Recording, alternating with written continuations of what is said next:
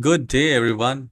Learn how to adjust the power plans in Windows 11 to optimize computer for gaming or to save battery or to improve the performance. Whatever is your requirement, it is always needed to change the power plan in Windows 11. So click on the search icon, type power, and you will find choose a power plan, edit a power plan. So click on choose a power plan. And if you have a gaming laptop, you will find balanced, ultimate, or ultra performance mode.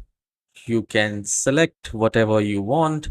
If you want to save, if you want a balanced performance with which performance with energy, I would recommend to go with balanced.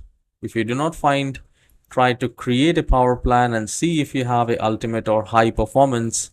And this is how you can change the power plan to optimize or save battery in your computer.